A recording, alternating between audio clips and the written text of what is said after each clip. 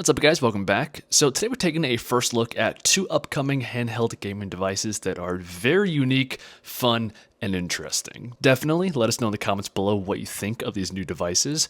And we're going to begin with what's easily just the most fun device. This is the AYANEO Flip. And just take a look at this retro, really aesthetically pleasing mobile handheld clamshell gaming device. Taking a look at some of the photos here, the thing just looks absolutely beautiful. We have the offset analog sticks. That's certainly my preferred layout. The D-pad is in kind of a weird spot directly below the left analog stick. And conversely, the buttons on the right-hand side are directly above the analog stick. And then right in the middle, we have a miniature full keyboard. Obviously, this is not going to be good for typing emails, documents, anything like that.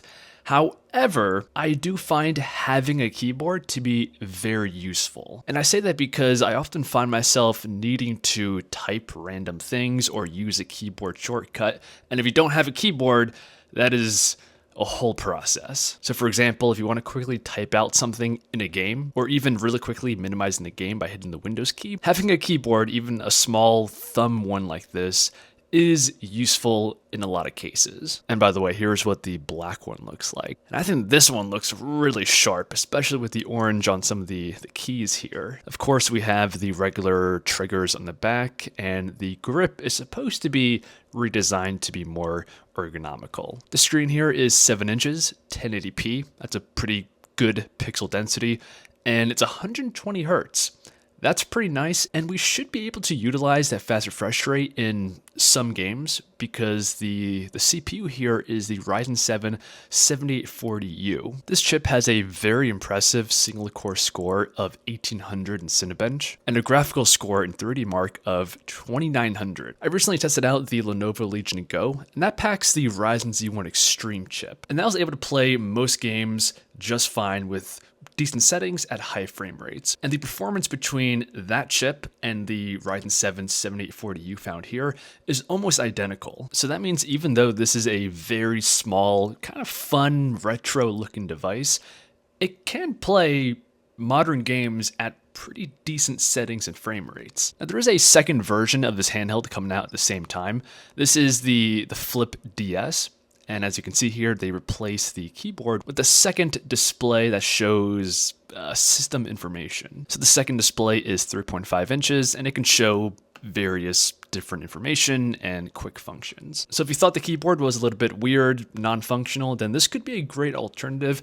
And I would say it definitely adds to the fun factor. And everything else is identical. The main display is still 7 inches, 1080p, 120 hertz, and the processor, the exact same. But if I had to guess, I would assume the battery life on this model is going to be a little bit less than the one that doesn't have a second 3.5-inch display. And this device is projected to launch at the end of this month. Very exciting. I'll leave the official link below the video if you guys want to check it out in further detail. All right, moving on to the next product here. This is the ONE X Player X1. It should launch in early 2024, and this goes in a completely different direction. Instead of going down the classic retro feel, this is trying to be more innovative, and they're claiming this is the best performing 3-in-1 handheld. So essentially, this is a 10.9-inch tablet with a detachable keyboard and detachable Joy-Cons that attach to the side of the display, similar to the Lenovo Legion Go. And if you guys watched my review of that device, you would know that I liked it a lot,